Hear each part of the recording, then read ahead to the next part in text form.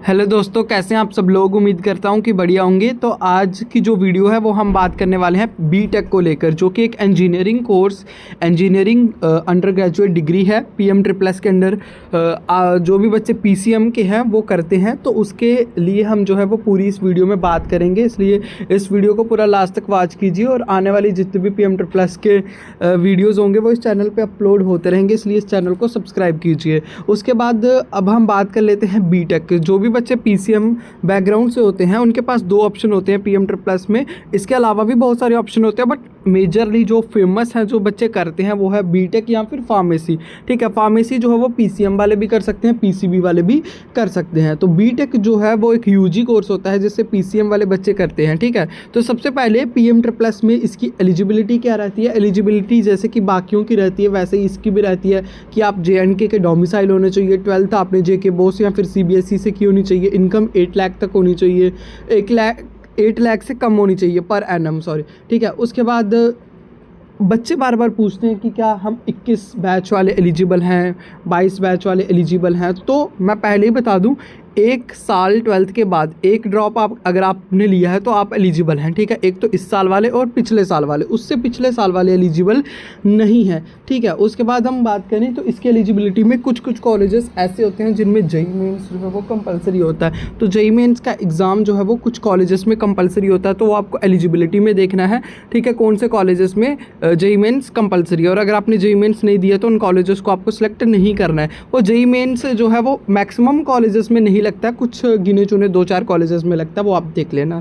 ठीक है, उसके बाद हम बात करें कॉलेजेस, तो इसमें कौन कौन से कॉलेजेस आते हैं। एआईसीटी अप्रूव्ड बीटेक कॉलेजेस आते हैं जिनको एआईसीटी की तरफ से अप्रूव हुए होते हैं। पीएम ट्रिपल एस की चॉइस फिलिंग होती है, काउंसलिंग होती है। प्राइवेट और गवर्नमेंट कॉलेजेस होते हैं, टॉप कॉलेजेस आते हैं इसके अंदर। टॉप कॉलेजेस में जैसे कि कुछ कॉलेजेस के मैं नाम लूँ तो यादवपुर यूनिवर्सिटी हो गया, जैसे कि दिल्ली कॉलेज ऑफ इंजीनियरिंग हो गया, जामिया मिलिया इस्लामिया हो गया, आरवी कॉलेज ऑफ इंजीनियरिंग हो गया, पैक यूनिवर्सिटी हो गया, वीआईटी वेल्लोर हो गया। तो ये कुछ टॉप कॉलेजेस हैं। और कौन कौन से टॉप कॉलेजेस इंजीनियरिंग के अंदर है, नर्सिंग के अंदर है, फार्मेसी के अंदर है, उसके ऊपर हम जो है वो वीडियो ला रहे हैं।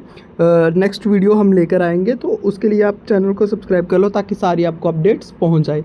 उसके बाद हम बात करें ब्रांचेस, तो अगर आप बीटेक करने जा रहे हैं तो पीएम ट्रिपल एस में आपको बहुत सारी ब्रांचेस मिल जाती हैं, जैसे कि computer science engineering, civil engineering, IT और भी बहुत सारी मिल जाती हैं। तो आप जो है वो आप कॉलेज को देख सकते हैं, और कॉलेज के अंदर कौन कौन से कोर्सेस हैं वो आप वहाँ से चेक कर सकते हैं। जब आपकी चॉइस फिलिंग होगी तो हम बताएंगे तब आपको।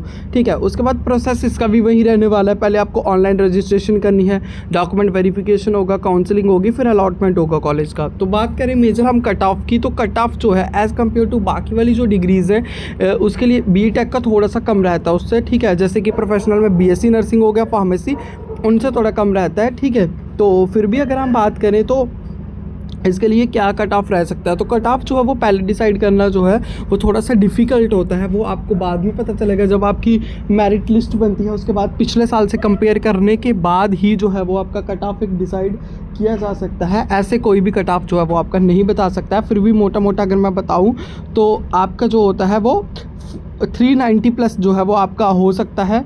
और लेटरल एंट्री की बात अगर हम करें, लेटरल एंट्री जो बच्चे होते हैं, लेटरल एंट्री मीन्स जो बच्चे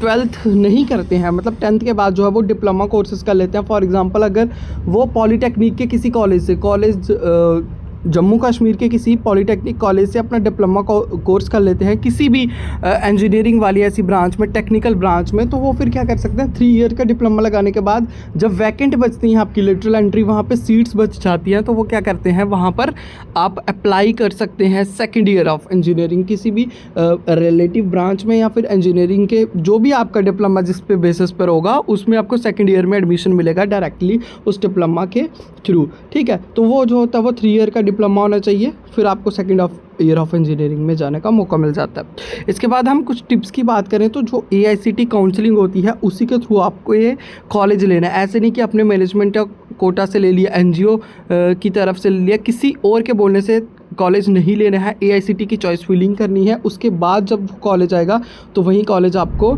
लेना है। इसके अलावा अब नेक्स्ट वीडियो में हम बात करेंगे कि कौन कौन से टॉप कॉलेज हैं इंजीनियरिंग के लिए। तो होप आपको ये वीडियो में सब समझ आया होगा। अगर आपको फिर भी कोई क्वेरी है तो आप कमेंट सेक्शन में पूछ सकते हैं। बाकी ये इन्फॉर्मेशन अपने दोस्तों तक शेयर करो और चैनल को सब्सक्राइब करो। Okay, thank you.